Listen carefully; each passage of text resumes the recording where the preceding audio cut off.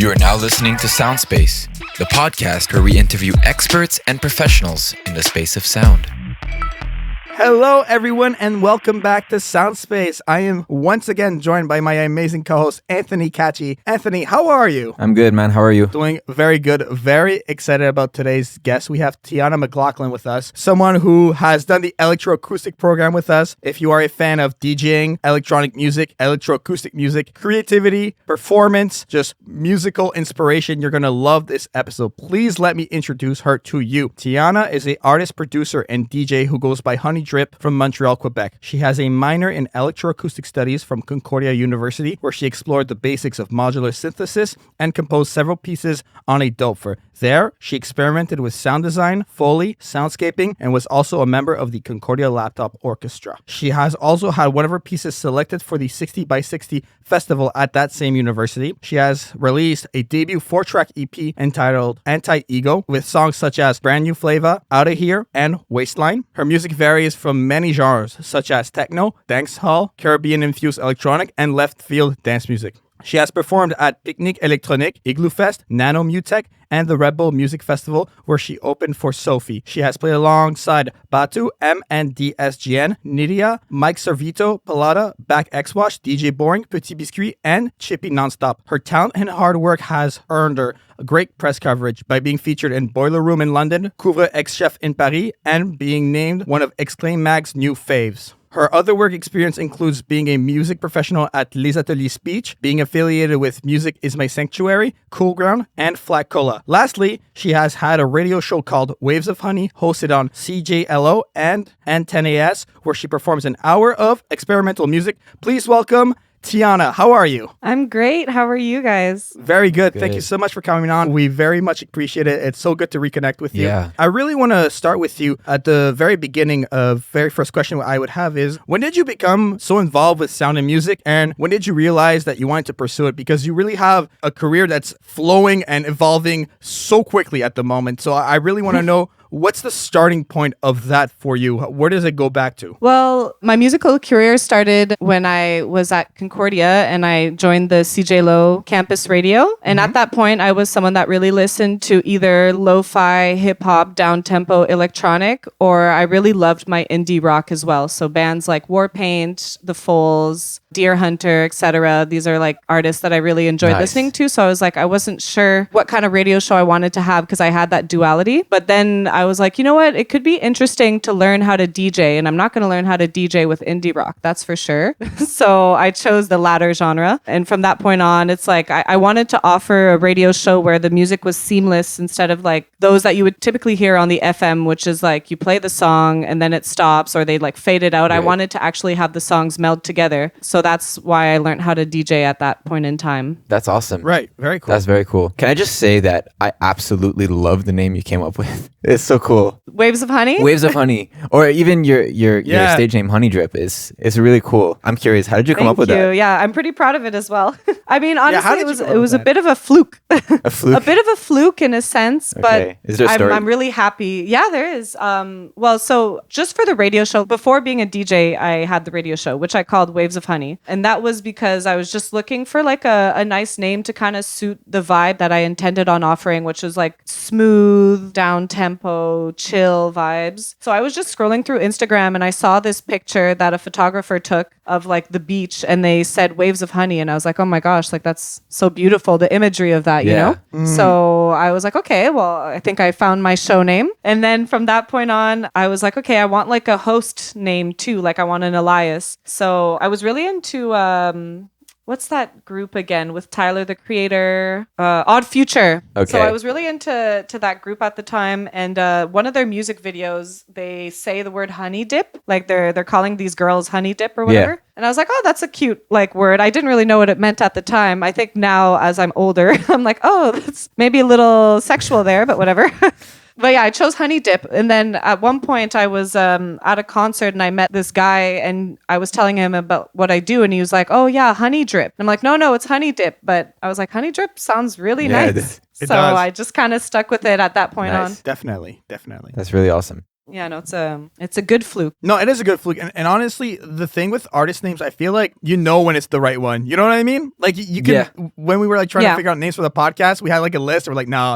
And then when it hits you, it just like, it hits you. Like there's no denial. There's no going back. It's like, I'm jumping on that boat and we'll see where it goes, you know? So yeah, for sure. Because like no regrets even now, you know, like it's been 6-7 years that I have this name and I still love it just as much as the first time. It's yours. You own it. Yeah.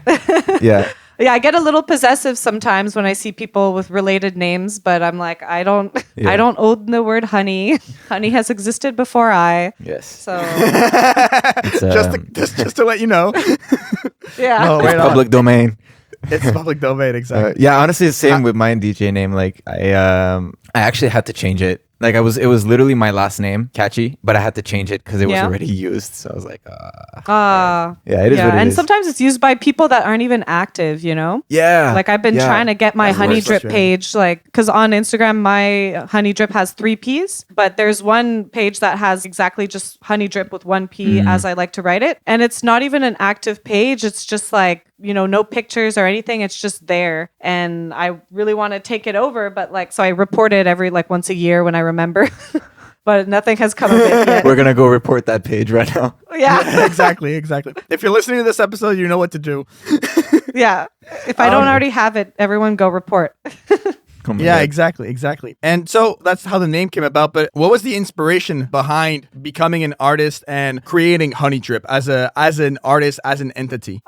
I mean, at that time, I was really someone who didn't envision herself enjoying like dance music when I would hear it. So I went through a phase of really liking dubstep. I was about 17 and I was going out to those like random raves. That only lasted a summer. So then after that, I just really stuck with the chill music. So like Honeydrip's persona in the beginning was just meant to be someone that was like very chill. If you imagine a wave of honey, it's slow and it's smooth. And that's kind of the sound that I wanted to portray at that time. And I only started getting into dance music like a couple of years after DJing, because everything I always played was like really perfect for like an opening set in a club, you know, from like 10 to 11 p.m., just like to get a vibe going. I was good at curating vibes. So that was the initial persona. And then I just kind of stuck with the whole, like with Honeydrip, there's still like an element of what I used to play back then in what I play now. There's still like smooth, melancholic synths, chuggy kind of beats that are like, you could choose to dance quickly to them or you could choose to dance slowly. It's kind of ambiguous, the music that I play in that way at times. And I stuck with like kind of like the gold color of honey. Like, you know, my skin is like a nice brown and my hair is like, I dye it kind of like a goldish blonde color. I like to stick with that kind of imagery of honey. Okay. Right. Very cool. Nice. So moving on to like your academic side, we all met at Concordia. We all met in the electroacoustic program. So can you just talk to us a little bit about what was your experience in the electroacoustic program like? It was an interesting experience, honestly. When I first signed up, it's because I knew I wanted to produce, but I do struggle with self-discipline. So I wanted to like get into a program where I'd have no choice but to deliver and to like learn stuff, you know? So that's one of the main reasons that I applied. Okay. And getting in there, I really did not have really any experience as a producer. I just kind of like messed around on Ableton and I had a friend show me like how to do it a bit. So in the program, there's like some really, really talented people like yourselves. You know, I remember you both were doing really cool projects. And for me, it was just really an opportunity knowing that I didn't have the same skills as a lot of my peers to just learn from all of you and get to know people that have the same interests as I do, because I was coming from business school, the JMSB. Okay. Right. Where I felt maybe a little less in my place. So, you know, we had some funky teachers. They were interesting, entertaining at times. Yeah, for sure. But for sure. But overall, like, great experience. Nice. And what were like some of the biggest lessons that you learned from the program? One of the things that I appreciate the most, which is like how I approach my music now, is that they really taught us how to produce on a sound-based level. Like you really like you work on a sound and you work on it for like a really long time until it sounds like something you didn't even think it could become. And when I work with my productions, like I'm always messing around with the sounds and like using a bunch of like VSTs and plugins and just trying to make something like otherworldly in a sense, you know? So that's one of the lessons. Absolutely. And then also I had like a little bit of a down moment at one point because I submitted. So for my first year, my final project, I submitted like a song that was kind of like a beat. And I know that the teacher at that time really hated that, but I was like, no, but he's going to like this beat. Yeah, they were against beats. Yeah. But so I submitted that beat and he gave me a 30% for my final project. Luckily, I still passed the class, but like, yeah, it was really rough. So like that was kind of like a blow to my ego and like it was hard to get. But when I came back, the first project we did, I worked on it like a lot harder. Like, cause you know, a lot of producers, they're the kind where they work on music for like a really long time and then they're never satisfied and they end up not releasing. I've noticed that the way I am so far is like I actually know when to stop, and so I don't struggle with that. I'm like, you know what, like this is good, and I send it, and you know. But that's how I was for that project that I got 30% on, and then I was like, you know what, maybe I'm stopping too soon. Maybe I do need to push further. And so when I came back the following year for that project, I ended up getting 100%, and it was like I never worked as hard on a musical project before, so it was really nice to see that if I did put the effort in, that I could get a grade like the others, you know. Not fail. Yeah, I agree. Sure. But I also feel like in that program, whenever I wanted to make something that was beat based or like rhythm based or just, you know, something that had like a chorus or a verse, anything that would fall under the category of even somewhat predictable, I felt like it was always like shot down, you know? Anything I always that was felt like, grid based. yeah, anything grid based. That's the right way to say it. Because I had a moment where I decided to make a really weird blippy electroacoustic composition, and like the last 30 seconds was a freestyle rap. And that same teacher that I presented this to at the end was like, okay, let's try to approach this academically. I don't know why there's like a oh my gosh, there seems like to be a jump or like a gap between like grid-based stuff and academic compositions in that program. I never understood what that gap was, but I was wondering, like, as someone who was trying to fill the gap in a sense, what do you think it is? Why is it that people see music like that has a lot of legitimacy, very beautiful, very great, but then it just kind of falls flat on the ears of people who are teaching you and trying to like get you to a new academic level? I don't know. I never understood that. Did you see anything within that? Well, I feel like already our teachers were particular about that. Like I remember there was a discussion at one point where we were talking about electroacoustics and someone said music and the teacher was like, no, this is not music, you know, like, and he got really like heated about that. So it's like even there's that debate of like, is electroacoustics music or not? But I think they're just like old school, you know, like for them when electronic music was starting, well, it was pretty much that was their form of music. So then to hear this grid-based stuff, they maybe compare it to like mainstream music and they're like that it has no place here. Right. But it's a shame because like when you mix the two, I feel like the interesting compositional side of electroacoustics, if you could incorporate that with some rhythmic elements, it could be like some crazy avant-garde electronic music, you know? For sure. For sure. Actually, it leads us to like our next question a little bit. Anything from your electroacoustic music background, does it influence your original music, your DJ sets? Like how does your education influence you as a creative? Just that whole aspect, like I was saying, of like to really study the sound and like get in the nitty gritty of like every element. And like when you use these plugins and stuff, I find sometimes you'll have like random chaotic like delays that'll come out of it. And then you're like, oh, like I hear a rhythm in that. And then you can manipulate it. So out of the happy accidents, you know, that you get with playing with plugins and stuff, I find I end up having a lot of melodies or whatever that come out of that. Also, I've noticed recently that like we used to use Amadeus a lot when we were in electroacoustics, and I feel like that has really affected the way that I produce as well. I'm very much into like cutting little pieces and then like duplicating them and like finding ways to like create rhythms with little snippets of a sound. So I do that a lot as well. For me, Amadeus was a very like double-edged sword, actually. Oh, how come? How so? Yeah, no, it was a really cool program to work in, but I think I worked in it too much. You know, like it has its purpose, but I used it for essentially everything when I was at the program. So oh, well, that must have been really difficult. Yeah. Making your life harder for nothing. I really was. Yeah. Yeah, no, it's an interesting program, but like I never used it for everything. It was too, I realized like, you know, it would just make things a lot longer when you wanted to do certain aspects with it, that it was just easier to go on Ableton. But then it's annoying to like export the file and then bring it into Ableton, be like, oh, I need Amadeus for this, then re-export it, bring it back to Amadeus. Yeah, definitely.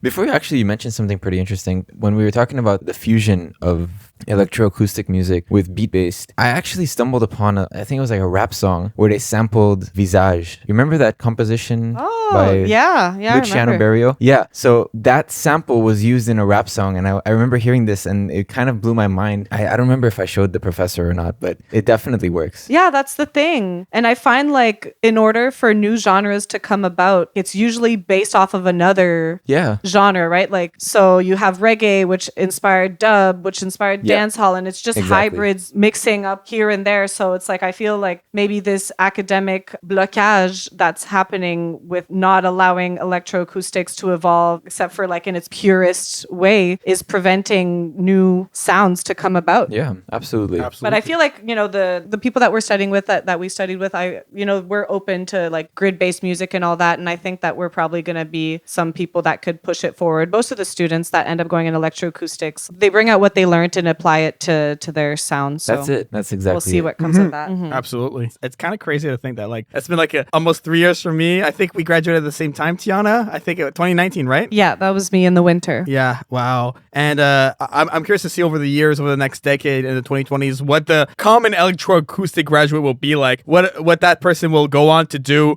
Because so many people from so many backgrounds enter that program. People are technical, people are composers only, creatives only, and I think it's like off to the races when you graduate. Like some people end up here and there. It's always interesting to see where people end up being 3-4 years removed from graduation. Yeah. Some people end up doing podcasts. Yeah. Nobody in particular. Yeah, here we are. There's the people that go on and like make music for video games, and then there's like the people that like end up becoming like grandiose electroacoustic composers. Yeah. And then there's like the techno like DJs and producers. You know, there's like a few little options of where we can branch out from there. So it's pretty cool to see. Honestly, that is probably the coolest part about it. Like just knowing that there's so many possibilities just from this program alone. Exactly. Absolutely. Not many degrees offer that. No, I agree for sure. Like I did the UCAM graduate film music diploma, and everyone's kind of wanting to work in films, you know. Obviously it's a very specific thing, film music, but I felt very much more squished with like, okay, MIDI composing using your favorite VST, okay, Spitfire, you know. It was like always like the same block of things, of people, of what I want to accomplish, but it was so vast. And I think we bring the point home. The next thing I want to get into is the festivals you've gone into. I think this needs to be gone over in detail. You did 4 of them, so maybe just going down the line, which one out of the 4? Let's go with which one was the biggest deal for you, the most oh my god moment for you between Piknic Electronik, Igloofest, MUTEK, and the Redbull Music Festival. Which one was like the biggest deal for you? Let's start with that one. I think it would be the Igloofest, because it was like by far the largest crowd I've ever played for. It was like how many people? A sea of people, you know. I don't even know. I mean, how many people typically go?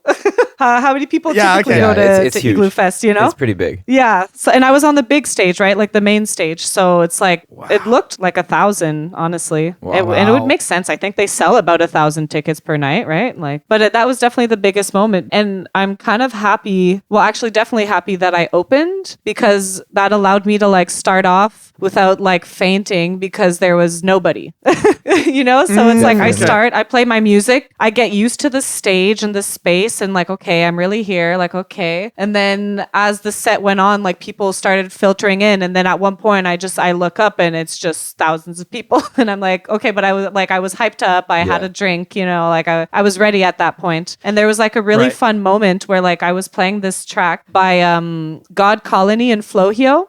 And I don't remember if I think it was in the song, but there's basically a moment where there's kind of like a smash, and then like it goes quiet, and it's like right before the drop, and everyone kind of like stopped and they seemed confused. They thought something happened, and then the song just like, you know, like the drop happened, and then like everyone freaked out, and it was just like it was such a cool moment to witness. Even better if it would have been me who manipulated the mixer to do that sound, but I'm pretty sure it was in the song itself. Okay, that's awesome. And like, how do you prepare for like going on stage? Like, how do you handle stage fright? I'm still learning, honestly, because most of the gigs that I do, like especially because I'm a local DJ, right? In Montreal, we don't have like necessarily huge venues, and those that do exist, they're not necessarily for DJs like myself who play more niche music, right? So it's happened maybe like a few times where I've had like the actual stage nerves. I just try to like regulate my breathing for sure. Alcohol helps me.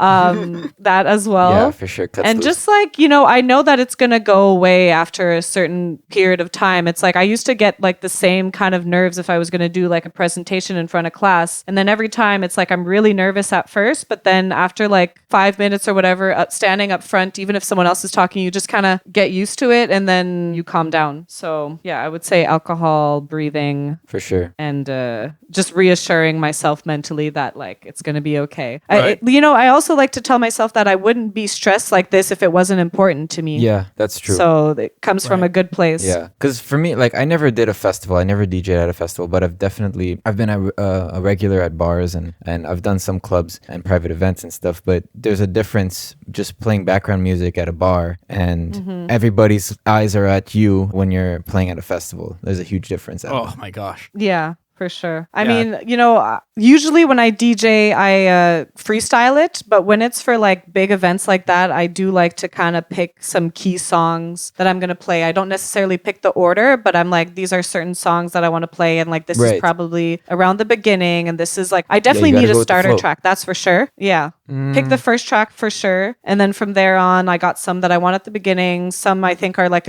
maybe if I'm losing the crowd, like, okay, this is a good one to like pick them back up, which like annoyingly, like this is something that bothers me. But usually if you're losing a crowd, you have to play something that's familiar to them and then they'll come right back to you. That's it. You can't burn through all the hits. Yeah, exactly. Learned that the hard way. Well, you know, I'll have like some kind of remix versions of hits if I really need them. But I'm just like, I prefer crowds that are there to learn, you know, introduce them to like cool sounds that are a part of like my universe. For sure. Absolutely. So you talked about Igloofest. Can you tell us a little bit about the other festivals that you played at? So I've done Piknic twice. Both experiences were extremely different because one was pre-COVID and the other one was COVID. So the first Piknic I did was a really great time. I had like my grandfather there. I had my little sister there, you know, because that's what's fun about these festivals too, is that it's like open to everyone. So it was nice to have my family be able to see what I do. And, you know, I opened for that one. So it's like, it's the same kind of concept where like opening is always just kind of starting off with a vibe. Like you're not necessarily always going to get a dance floor. I had a little one and then by the end it was like full dance floor. And then with like the summer that passed, I did Piknic again, and this time I was once again opening, but it was like with the new setup. So it's like they had these big patches of grass, fake grass, where like people were like they had to stay on their patch of grass. They couldn't move around, and like it was very much like spaced out. So I feel like people were kind of uncomfortable to dance because they felt very much out in the open and vulnerable. So it's just I really read a crowd when I play, and when you can't read a crowd because of like these measures and stuff like that, it's like your set ends up being kind of not all over the place, but like, you know, I'm clearly like reaching out to them and like not getting the response that I hoped I wanted. But at the same time, I don't think anyone could have, because like the other DJs after were playing like different genres. Like the girl after, she was going like hardcore drum and bass around the end. And then the headliner, Regular Fantasy, was playing like really accessible, chill, like not chill, but like really nice, like house music, you know? Yeah. So it's like they really got all of it throughout our 3 sets, and yet like they never properly danced, you know? So it was just like a strange like disconnect with the crowd and the artists. Okay. And I think that was pretty much Piknic this year overall, because it's just with the measures, it's really hard to reignite the same vibe that Piknic usually has when it's like, you know, hundreds of people like dancing together. I haven't you know? been back to Piknic during the pandemic. I've only been pre-pandemic. Yeah, well, pre-pandemic is a good time. Yeah, good times only. But we'll see what happens this summer, if they'll ease up on the measures and all that. Yeah, hopefully. Yeah, because there wasn't the vaccine passport at that time, so maybe that'll make a difference. Right. Yeah, we'll see how that maybe. Plays out. And what about the other ones were MUTEK and then the Redbull Music Festival. So how do those two compare to the Piknic and Igloofest? Well, the Redbull Music Festival was really fun. And it's a shame because the Redbull music in general doesn't exist anymore. So I'm really happy I managed to like collaborate with them at least once because... Oh, no? Yeah, no. So Redbull Radio doesn't exist anymore. Redbull Music Academy doesn't exist anymore. Anything that Redbull was funding music-wise, they just pulled out. Wow. So I managed to be able to be a part of that festival in Montreal, which was really, really fun. Like they always have had a huge budget to throw these events and these academies and all that. And I was actually there at the academy in Montreal. I didn't participate, but I did like a radio show at one point. And so I was in the building and it's like they had like caterers with like amazing food every day and people would just go eat for free. They had beer on tap. They completely retransformed the Phi Center and then turned it into a bunch of little bedroom studios with the actual theme of like bedrooms. And it was just like each studio had a different room. It was a really nice setup. And then they just took it all down and like went to another city. So I was really a fan of when Redbull was around for the music stuff. The festival itself, it had a really cool lineup. That's where I met Baby Mother, who I ended up going on tour with about a year later. Okay. Very briefly, like for 2 dates. And I met Sophie as well. I mean, rest in peace now. She was an amazing artist. And it was really insane to see her perform live. I was the opener. You know, a lot of opening duties. You know, you got to go through that. Yeah, but I mean, it seems fun. Like you were saying before, it's very chill. It's not as stressful, I'd imagine. Yeah, well, yeah, not as stressful because it's really like for me, it's the part of like walking on a stage and there's a lot of people already there, you know? Yeah. Already have their eyes on you. So like I really enjoy opening too because you really do like kind of set the tone for a night, which can be a tricky thing to do at times. But yeah, you know, I always kind of follow the formula of like start off chill and then finish off harder, which is funny because I think maybe because I've been such an opener in my life, a lot of my mixes tend to do the exact same thing. Like when I submit like a mix online for like a radio or a guest mix, it's always like starting off chill, finishing off hard, which I'm trying to change now, trying to see if I can start off hard. No, but it's a good way to start a set. Usually if you start off strong and then finish the set tame and calm. I mean, I've never seen it. I'm sure it's been done successfully, but you know, usually it's done so well when it starts calm and then builds its way up. Yeah, it makes sense. But yeah, that was a fun festival to perform at. Nice. I imagine you play your own tracks at festivals. I've only started producing recently, like actually releasing music. My first release was May 2020, the first time I actually shared like a song of mine. Okay. But for the Redbull Music Festival, it was the first time, and I haven't done one since, but it was the first time I did a hybrid set because I was still at Concordia, like in the Electroacoustics program at that time. And you know how we could always like rent equipment. Yeah, that was great. So I rented the Tempest, which is a machine I really, really enjoyed using. Nice. Yeah. Yeah. I missed that. Yeah. But yeah, it was a really fun machine to use, and I ended up composing like 2 tracks on there, I guess, and I ended up playing them for the Redbull Music Festival. Oh, that's awesome. Okay, cool. Before we get into your music and everything, because I definitely want to get into that, I think when you mentioned being an opener is kind of how you start out, that really resonated with me because when I started out at the studio, I started as an intern, and that's how you always start out. But the benefit of being the opener or being the intern or being at the starting position for me has always been the network that you develop, the people that you meet, the connections that you make. So I really want to ask you, what is the importance of making connections, of having a network for you as an artist, as a DJ? How has that changed you? How has it impacted you? How do you see that side of the music industry? Well, I mean, I view like the music that I play and the music that I produce as kind of representing a side of me that I can't show any other way. Because even just in general in life, I'm more of like a bubbly, chill person. But I do have like this deeper side like anyone else. And my way of communicating it is like through the music. And so I feel like it's music can be like a language in a sense. And I find that when people speak the same language, they will hear it through my music and the connection will make itself naturally because they like genuinely feel what I'm trying to communicate through the sounds that I curate or listen to or produce. Right. So okay, right on. I find it just kind of helps you meet people that are on the same wavelength as you. And so I never try to force it. If I meet an artist that I like looked up to or whatever and I want to network or connect with them, like if it's too forceful, then I'm like, okay, well, you know, we're not on the same page. So I'm not going to push it further. Right. Absolutely. Yeah. Absolutely. It's got to take its natural course. Yeah. Exactly. Well, because, you know, some people will get into like the fangirling, fanboying, or like just kind of ass kissing. Yeah. You know, okay. that they could end up in the ass kissing or Yeah.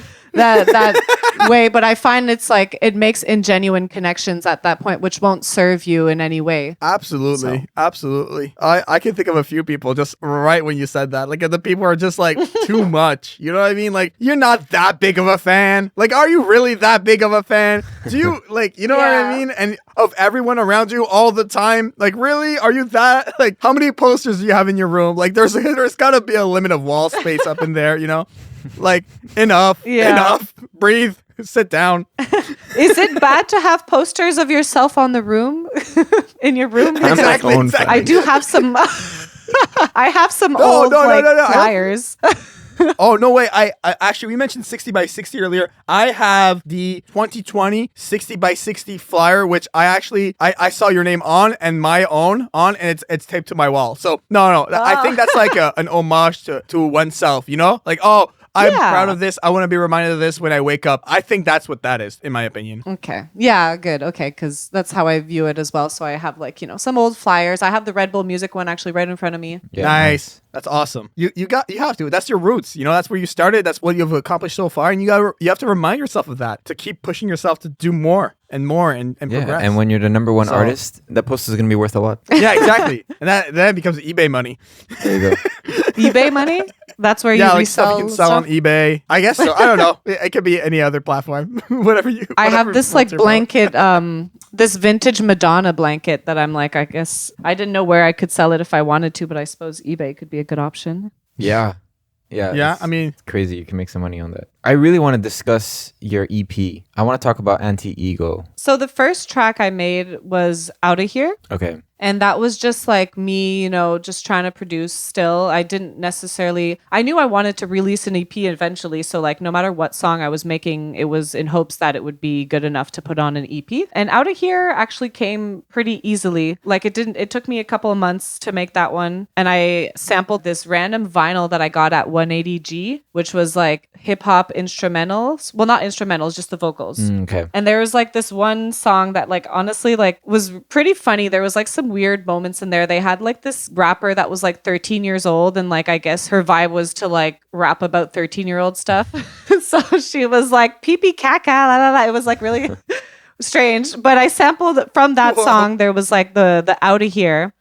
Wow. Which wasn't the 13-year-old doing that one. But yeah, so I sampled that portion and just like messed around with it, which is why like you could hear the voice in so many different ways. Sometimes it's just like used as an instrument in the song, and other times it's used as like a vocal on top of the instrumental. Yeah. And then the second one I made was Brand New Flava, which took me a lot longer. And at the time, like when I submitted it to the mixing engineer, I was like, oh, like, I think this is a finished product. It had no vocals. And he was like, I think vocals could sound really good on here. And I was trying to think of what vocalist I could work with. I've never worked with a vocalist before. And I remembered that I had like in my bucket list, King Shadrock, who I met when I was working at Blizzards, which is now called Barbosa. They have a reggae night. Well, they used to have a reggae night. Every Wednesday, it existed for 10 years. And he was like a regular that used to go there. And I would hear him like kind of like emceeing in the crowd, like throwing out ad libs and stuff. I was like, yo, this guy has like a really insane voice. And I talked to like his friend and I was like, oh, like I'm a aspiring producer. I'd love to work with him one day. Like, do you think he'd want to, or like does he just do like reggae, And then that actual person that I talked with was like, oh, he probably wouldn't want to, honestly, but like, you could try. Just like message me when you want to reach out to him. But when time came, I reached out to him myself and he was like super into it. I was really surprised, that he was willing to work with me, but he was. And from that point on, it's like now I'm going to continue working with him. Like I have projects planned to work with him. He's a really talented vocalist and artist. And he's like super open-minded too. Like he started coming to like these outdoor raves with me this summer. And he's like, oh, I love the rave culture. Like such cool music, like never heard this before. So it's like, it's really cool to have introduced him to like a different side musically, right, which will also change his path as an artist artist and his influences, you know? So I'm excited to see what he does on his own as well, now having been like exposed to a different genre of music. Sure. And you said that was the Absolutely. first artist you collaborated with? Yeah, the first vocalist. I've done a song with Victor Bongiovanni once. It was for a compilation, so that was the first time that I like worked with someone on a track. But yeah, King Shadrach was the first and only vocalist so far. Like I actually have a song that is gonna come out like this spring where I put my vocals on there, but I'm not like singing. I'm just like talking with a lot of delay. Nice. What would you say is the biggest difference from creating a track on your own and doing a collaboration? I think it's just like the expectations. Like I really want the artists that I work with to like what we made, you know? Especially having worked with like King Shadrach, you know, like I said, he comes from such a different background. And when we first released, like when I first had the first versions of the song, he liked it, but like you could tell that like it wasn't his jam, you know? And I was just like, I really wanted him to like see what I saw and hear what I heard, you know? But it took him a bit more time to like understand what my sound was. And now I think he's very happy with the song and, you know, wants to keep working with me. So I think that's a good sign just there overall. But Yeah, it's like, definitely. you have to compromise in certain ways when you work with someone else. And so you just kind of hope that those compromises that you made don't end up affecting the person's overall vision of the song, like, and that they can still appreciate what they did as like a standalone work Okay. of art, you know? Absolutely, absolutely. I think it goes back to that whole thing of networking and meeting people. Really allows to create a depth in your music that you yourself couldn't do on your own, because you need that other counterpart. You need that other vocalist or mix engineer or musician, whatever it is, Yeah. to Or just a new make the perspective song. in general. Exactly. Yeah. Exactly. Yeah, and I don't think the song would have been what it was without him. I was talking with like Yeah. this friend of mine in the UK, a new artist friend of mine, and he was like telling me like, oh, you know, like when I heard your project, the first thing that caught my eye was the music video that came with Brand New Flava, and then the second thing was King Shadrach's voice, and then I like listened a bit more, and I was like, oh, but this instrumental is sick too, you know? So it's like there's certain elements that are gonna catch different people's eyes, and like if it was just the instrumental beat itself, it wouldn't have been the same effect as like having, you know, his vocals on there and Right, having right, people right. latch on to like his voice. Absolutely. Yeah. Absolutely. Yeah. So let's just cap off on the EP. So you talked about the two songs. You had Brand New Flava, Outta Here, and then there was Waistline as well that you didn't discuss. Yeah. So the final track I worked on was Waistline, and it was just like the other two were slightly less dance floor in my opinion. And even then, just to like categorize what is dance floor, what isn't, I still struggle with that. I'm always like, am I making dance music? I'm not sure. But that one was like with my intent to make dance music and also to incorporate breaks, because I was really and still am into breaks at that point in time. And I was like, I feel like this is something that I need to represent my sound. This is like, you know, me presenting myself to the world like, hey, this is what I do musically. So I added that last track. And then I had this artist that I wanted to work with for a really long time to do the music video. And I had spoken with him like several years ago and he was interested, but then like it never like followed through. So then I hit him back up again and he was interested again, which was great. But then he ended up ghosting me. So I was pretty upset because it's like I had envisioned these visuals with my music for like years and that wasn't going to happen. But in the end, it was like a blessing in disguise because I thought of Emma, who's now a good friend of mine, and she made the visuals to Brand New Flava, which are like insane. Oh, no, they're and great. Ended up capturing the eyes of like, no, she did such a great job. And it's based off of, she scanned our bodies with like this program and created avatars out of like our actual physical bodies and then just like decorated them with her visuals. It was really cool. Absolutely. It's up on YouTube. Yeah. You guys should watch it for sure. Brand New Flava Honeydrip on YouTube. Hell yeah. But yeah, no, I think it was a good timing for me. I think people had been telling me in the past, like, hey, you really need to release music. Like, you know, you have your momentum going, like the time is now. And I wanted that time to be now, but it just, you know, I would try to work on stuff and I was just demotivated and it wasn't working. But after all, I guess the timing ended up working out for me this time because I was ready to move to that next step and become a producer and take on that world. And there's so much that I don't know about like contracts and like all of these like rights and stuff, but I'm learning and I'm ready. I have space to learn these things. So I'm happy that it came out when it did. Yeah. It's difficult though. Just putting your music out there, I find it's very, you feel exposed kind of, you know, you're just throwing your music out there in hopes that people will listen to it, and you hope that people will like it. No, I agree. And it's also like, I find there was like a part of like with my release specifically, it's like I had been an artist and had like a bit of a reputation already. So it's like, I feel like even though, because even like a lot of my friends, they don't even understand what DJing is, you know? Yeah. So it's like,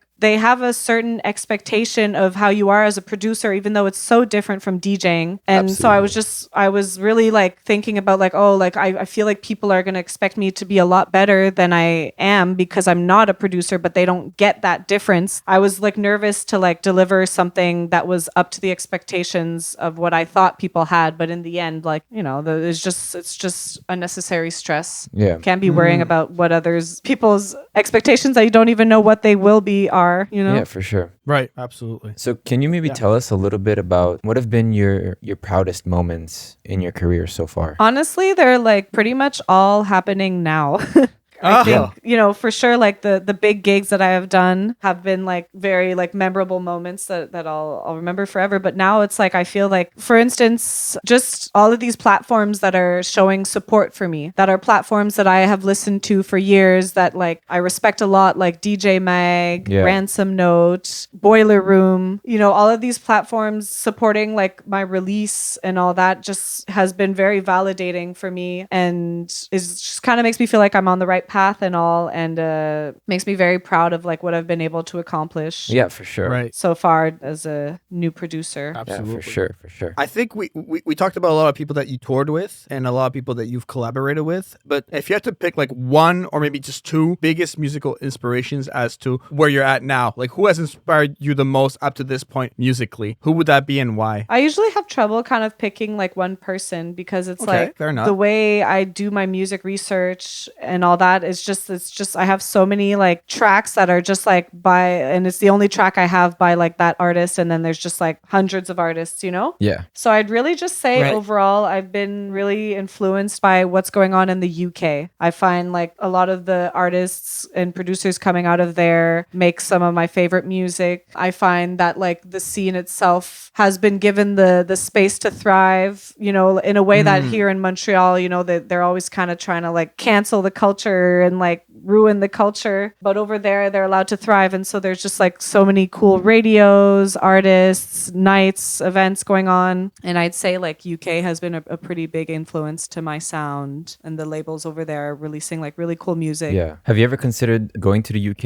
and, you know, just career wise? Oh yeah, for sure, but like it's very, very expensive in London. Yeah, that's true. So I don't think I'd be able to live there. And then I have considered like Bristol or Manchester. Right. But the cool thing about like Europe is that like you could just move somewhere in Europe and then you can pretty easily be able to like have DJ gigs in other cities, and you just take the train, or like you take one of those like really cheap planes that they have. Like my friend was telling me there's a plane from like Berlin to London and it's 10 euros, you know? Yeah. And if not that, there's just like trains that basically go to almost every country in Europe. Yeah, exactly. So like I do have plans to potentially move to France, to Paris in the next few years. And then from that point on, like at least, you know, I'm in Europe and I can go to the UK, I can go to Spain, I can go to Russia. Yeah. I was actually supposed to have a gig in Russia, but then the pandemic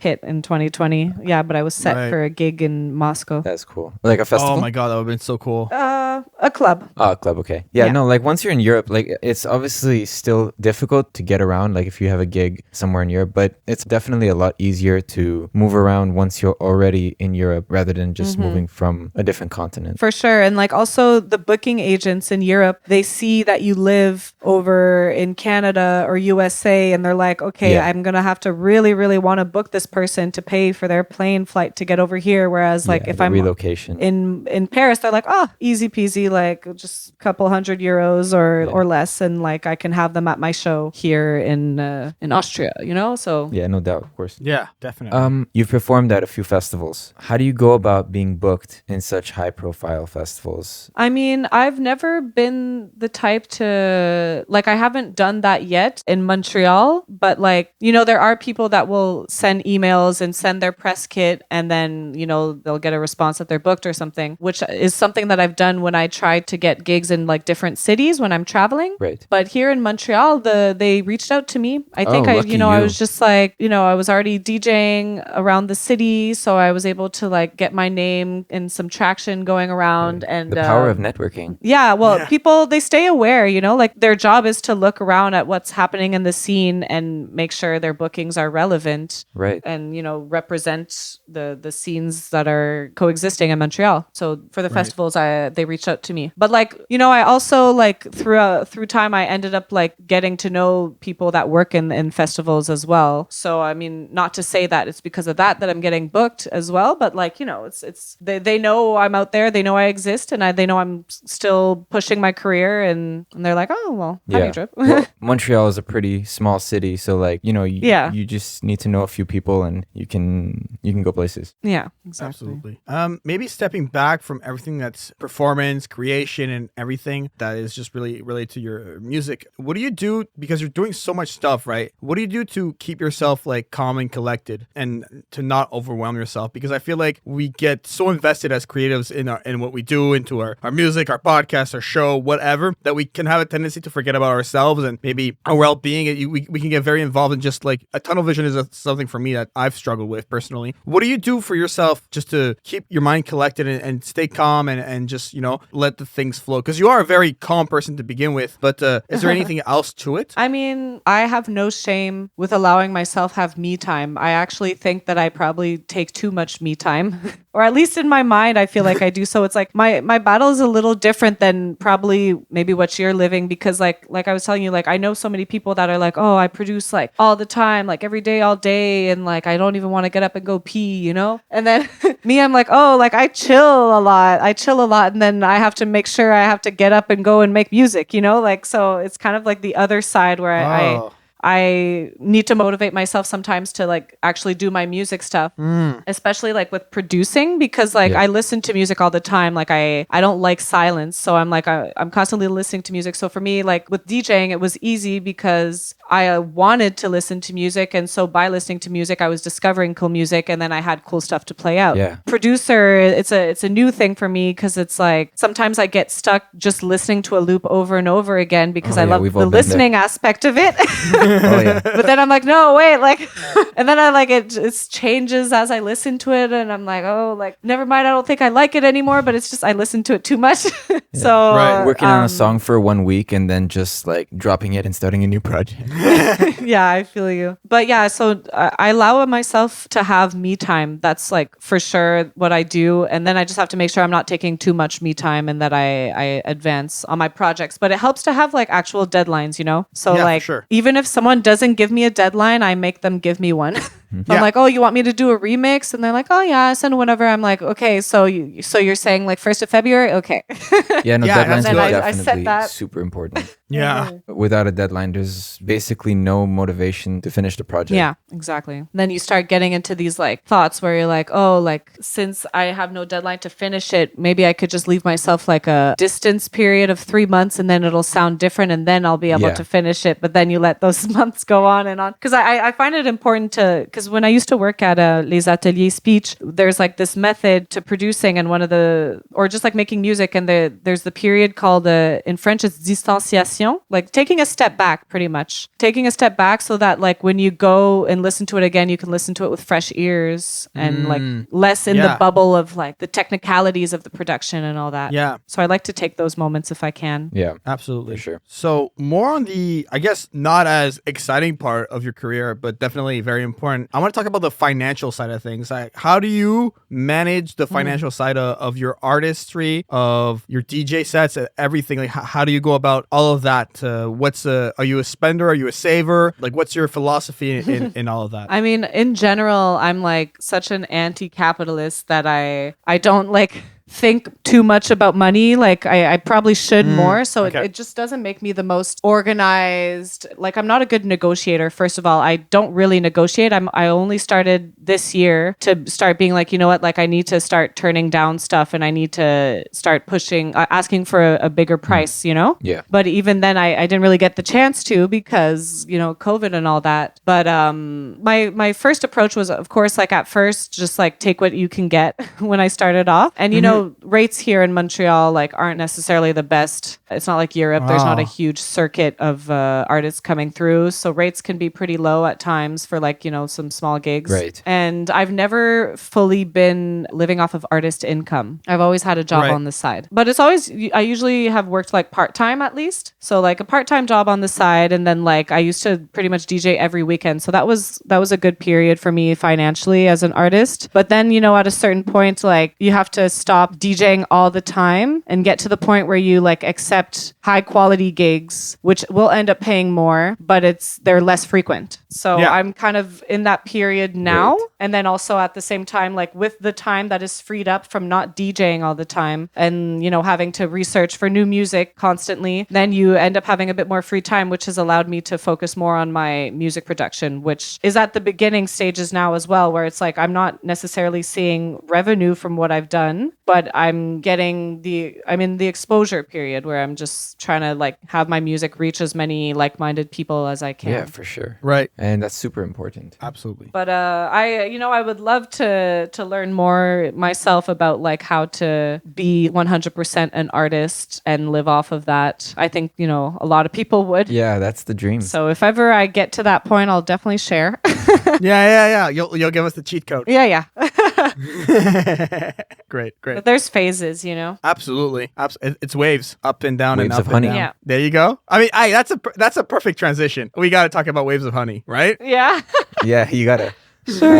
Tell us about the show. Tell us about Waves of Honey. Well, I mean, Waves of Honey started off on CJ Low, like I said, and I was there for forget how many years. I think like 3-4 years I had a show there. And I remember like when I first had my show, it was Sunday nights and I lived in Hochelaga, which is on the complete other end of the city, like because the radio was in NDG, but like West NDG, like almost Montreal West. Oh, okay. And I would bike there every Sunday, which would take me an hour to bike and an hour to bike Good for back you. just to go do my show, you know, to whoever was listening. Nice. And, you know, at a certain point, like it started to get a bit far. I did end up becoming like a musical director there at CJ Low for like a short period of time, the electronic music director. And then at a certain point, it was too far and I had other stuff going on. So I ended up leaving CJ Low, but I had started at Antennas, which was a monthly show. Cause, you know, on a weekly basis, it was a lot of work, you know? So then I started Antennas, which is an online radio here in Montreal. And I was doing a monthly show and I'm technically still there, but like you can't go in person anymore. And that's what I preferred doing. So I haven't really been sending in pre-records. Hopefully it'll pick up again soon. Yeah, But honestly. but yeah, Dope. Waves of Honey has always been just associated to the radio side. I haven't really incorporated it with anything of my like in-person DJing or gigs or anything. Right, to diversify. Yeah. Oh, okay. Right, okay, That's cool. the beginning Right on. of Honeydrip.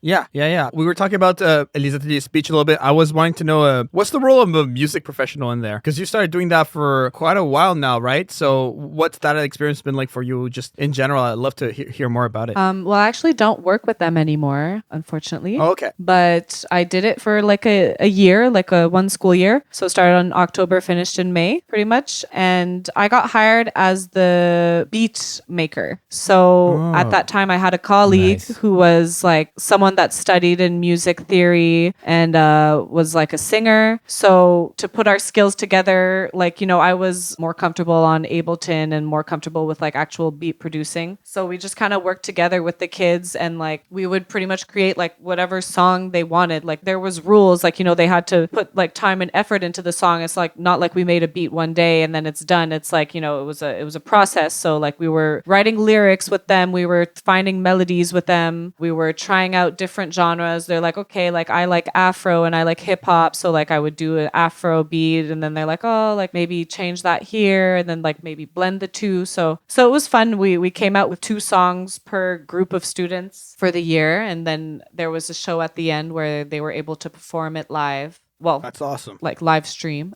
Oh, okay. But yeah, it was a fun experience because I mean, I'm pretty picky with the music that I listen to, and I tend to not listen to like pop and trap and stuff like that. But to have to like be there and make it for someone else, like it ended up showing me different methods of producing because it's different genres, and I actually learned some tricks for like my own productions myself, and just also how to use like Ableton in a quicker way. Like, because when I produce, I'm very slow, and I'll be there for like hours, and I don't care. But I've always been worried about collaborating with someone and going into a studio because I know like some people are very like quick when they have their ideas, they get it down right away, you know. And I'm more like an experimental producer in the sense that I just try stuff out. Right. Absolutely. Hence the loop. Listening to loops forever and like slightly manipulating a sound and Definitely. So yeah, it taught me how to be a little quicker and do stuff on demand, which was nice. Very good. I did a similar job to that once before for this McGill program, teaching like even younger kids how to produce and DJ. It was a path that I enjoyed because I do like social work a lot, but I feel like I do want to try different stuff out in the music industry. Right. Would you consider yourself to be a goal-oriented person? Yeah, like, for sure. 'cause you're doing obviously great things. So like, what would you attribute your success to? I think like I'm definitely goal oriented for sure, and I am passionate, and I know that what I'm doing right now is what I'm the best at, like in the skills that I have, you know, like so it's like just having that confidence and knowing that okay, I'm doing exactly what I know that I'm the best at doing, so it must be what I'm supposed to be doing, you know. Like I tried when I started university, I was like in accounting and I did like math and stuff, but then I was like I wasn't feeling it, and I find that I've always maybe had like a good intuition for what I like and able to be very honest with myself. So I think just like knowing that this was in a sense my calling, I think life is just kind of confirming that for me, you know? Yeah, for sure. Okay. Kind of vague, but that's how I feel about it. I get what you mean. I definitely get what you mean. But maybe we were talking a lot about when you were at Les Ateliers Speech, how you would have to be more on the fly, changing a song section for whatever was asked of you. Just in general, I know you said that you like to take your time when you're composing for a loop and everything. But if I'm Tiana and I open up Ableton and it's a blank session, what's your process like when you create new music? That's what I'm really curious to know. What do you start with? Is each song different? Like, what's your process like? I'm still trying to figure that out, honestly. So depending which song, okay. like they may have had different processes, you know, because like at first I was like, okay, you have to start with like the mids, like like a synth or something, and then from there on it'll inspire me to make a beat, and then I have produced some stuff that way. But then the other way, I was like, okay, maybe actually I should start off with like trying to create a drum pattern, and then maybe it'll give me an idea of what like mids to put on. But the one way that I've found like the most natural so far was since I've gotten my hardware synth, it's a Micro Freak. So nice. like the synths that I used before, Right. they were virtual. So I had Massive, and I did have a keyboard, but I found like it's when you have something that like creates full sounds right away, it's a lot easier to like base a song off of that. So because like with Massive, you have to like mess around with a lot of knobs until you actually get like a sound that like would sound good in a song, you know? for sure. So, but with the Micro Freak, there's like so many sounds readily available. And so I was just like, you know, messing around with the Micro Freak. And from there on, then I was able to like to build tracks from that. So I find that has been the best way. Because it's like, cool. you know, I'll be playing with that and maybe it'll be like, oh, like I imagine like a good beat to go with it. Or maybe I'm like, oh, I have some ideas for like some cool vocals to place, you know? Yeah.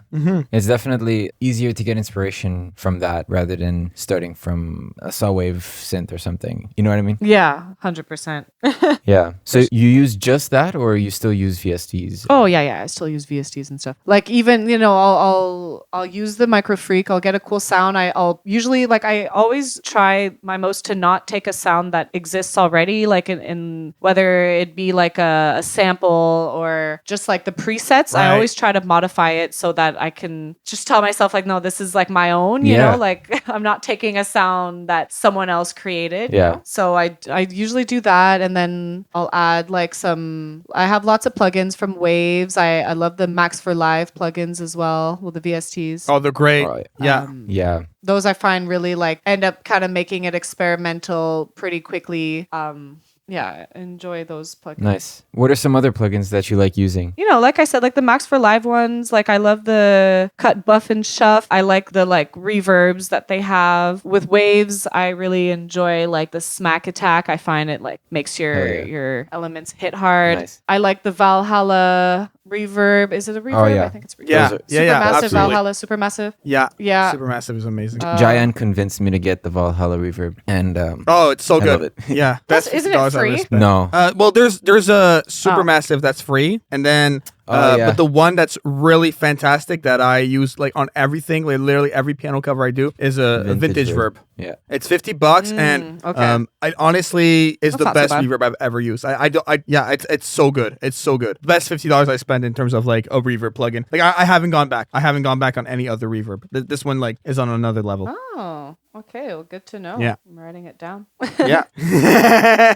There you go. But I haven't heard of the Smack Attack by Waves. That I'm gonna give that one a look as well. We'll see. But yeah, and another plugin I love a lot that I use even more than like, because Smack Attack is a pretty new one, but I really like Renaissance bass because like I like to make bass focused music. So when I use that, our bass, yeah, Yes. Our bass, yeah, so good. that Cool. one's great. It was free a few months back. Waves was giving it out, so I grabbed it. But another like bass plugin I use all the time by Plugin Alliance, that's called Basement. It's by Unfiltered Audio, and it's just one of the coolest things I've done to bass ever before. It just like enhances all of your low frequencies in this beautiful way. I can't even like begin to. I'm gonna gush all over it for hours if I keep talking. But like you can like saturate, resonate. There's like processing modes for just your octave. It's so good. It's so good. And it's really easy to use too. So definitely another really cool plugin if you like bass stuff.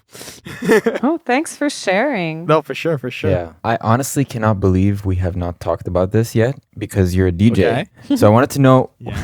what gear do you use? Like, what's your mixer? Like, are you a CDJ person? Are you a vinyl person? Are you a controller, like a DJ controller person? What's your go-to gear for that? I'm a CDJ person. Okay, nice. CDJs for sure. Pioneer? Yeah, Pioneer. Nice. But yeah, when I started, I got this controller, a Traktor controller, and I was DJing on Traktor. So that Same. was like, you know, That was my back in first DJ 2014. controller too.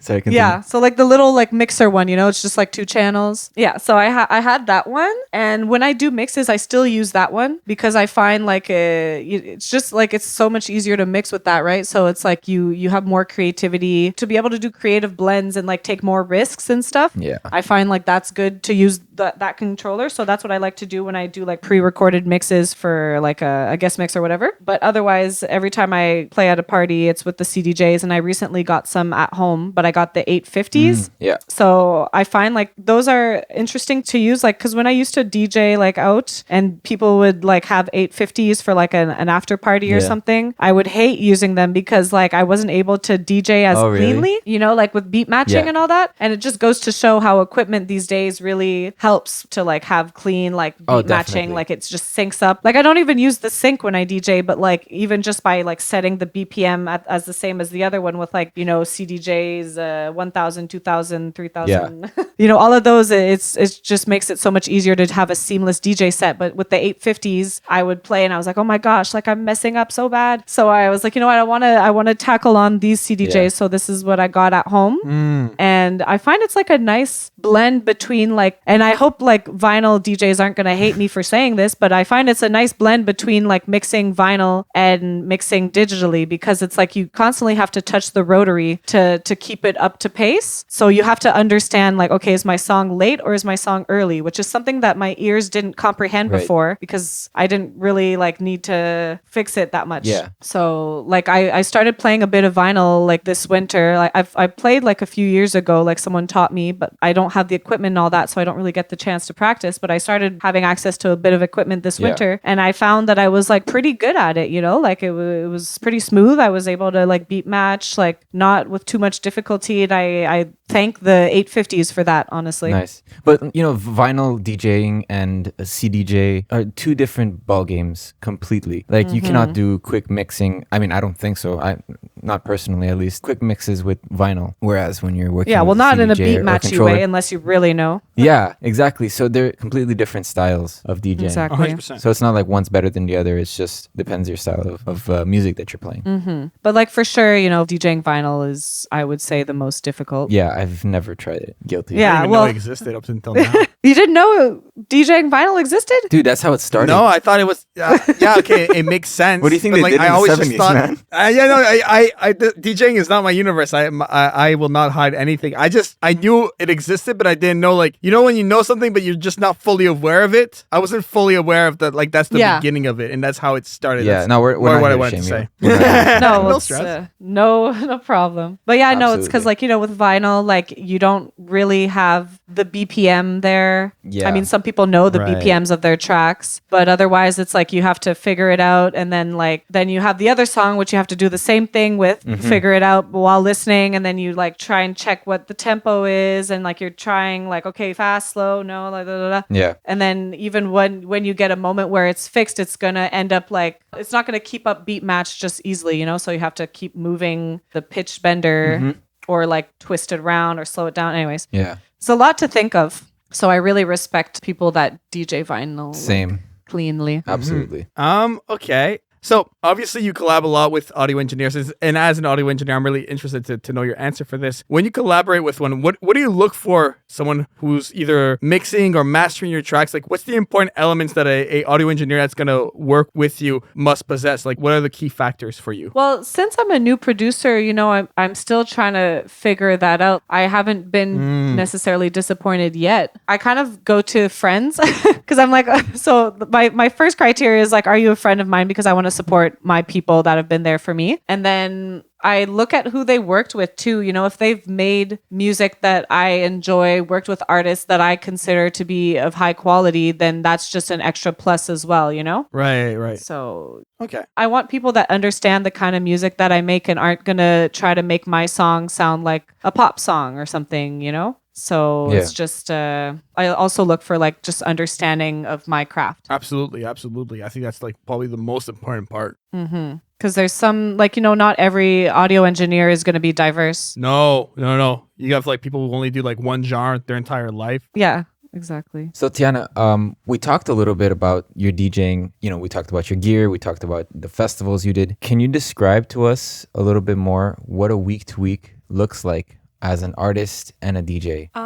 Well, it's evolved a lot since pre-pandemic and during the pandemic and all that. Before the pandemic, my week to week was very much just consisted of constantly trying to find new Yeah. music, working on mixes, stuff like that. And then once I started adding producing, you know, I always try to find time at least once a week to work on music. But now since I actually have like deadlines with remixes and songs, I just I use my agenda a lot. So I just kind of put time aside to work on these songs that I have. Still constantly trying to look for music because even if I don't have any mixes, there will be one that will come up and I need to have some songs ready so I don't have to spend that extra time to do the music Yeah, research aspect of sure. it.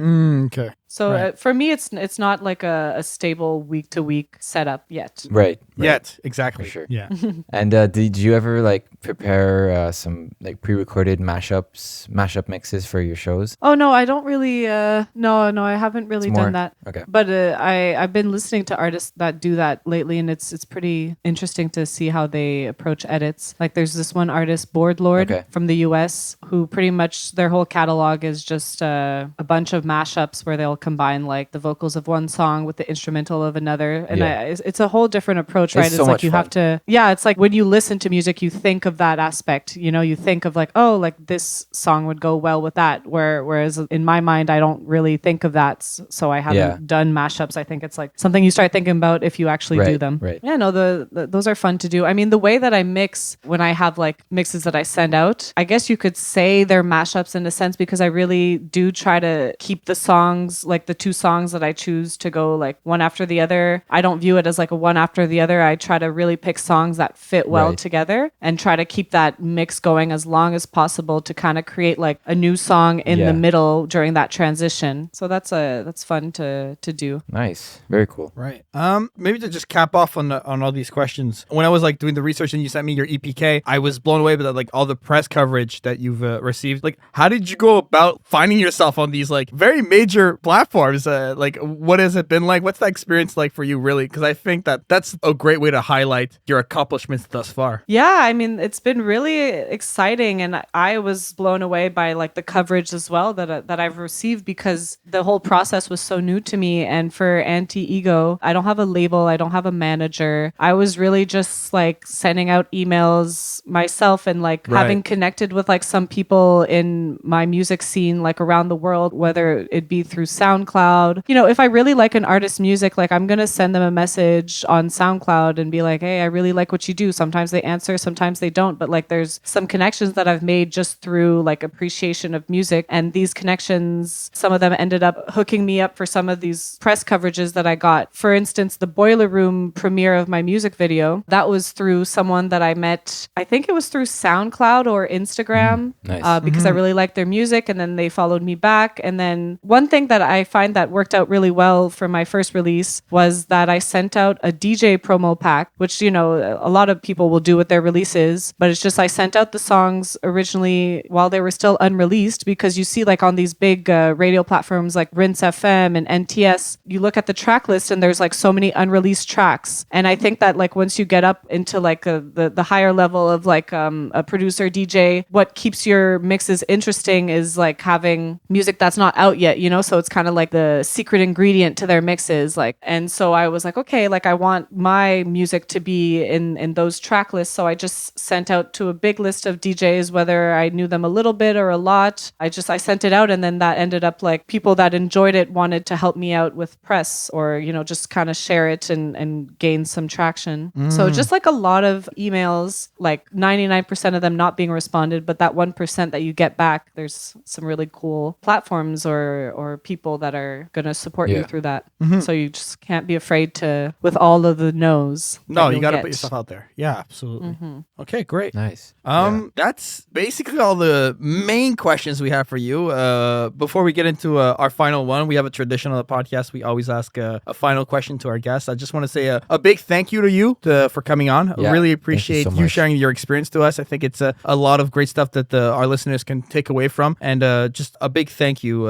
Really appreciate you taking the time. Thank you for having me. No, this has been lovely. Of course. Great. Thank you. So Tiana, we have created a little tradition here on Soundspace where we ask a final question to our guests. And my final question to you is, what is your advice to people who want to get into the space of sound? My advice would be just like, there's so many artists out there that are doing the same thing, and you can't necessarily not do something that sounds like what other people are doing, but I think you just need to be like 100% honest with yourself and honest with what you want to put out there and what makes you vibrate the most, and just go forward with that. So instead of trying to be someone else or trying to pick what's trendy and try to make it in that, because the trends change all the time, but who you are will always be the same. And it's normal that your sound will evolve, but it's just as long as you're being 100% honest with what you're interested in and what you want to do, then I think that's the best advice I can give. Thank you. Thank you. Thank you. And so if people want to find you online, obviously everything will be linked in the description, but please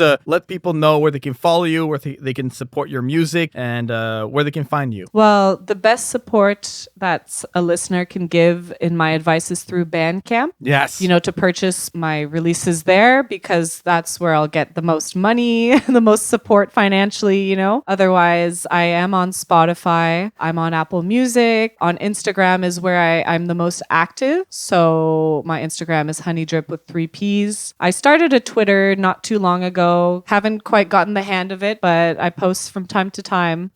And yeah, just perfect. I would say Instagram is where I will, like, you know, share my releases and all that. Bandcamp is where I'll put anything that's out that is 100% mine. Nice. Perfect. Okay, great. Everything will be linked in the description. Please go follow her. Go give all of the love to her. Go give her all of her songs a listen. I've listened to all of them in preparation for this podcast, and I'm telling you, it's great music. So please go do that. It's honey to your ears.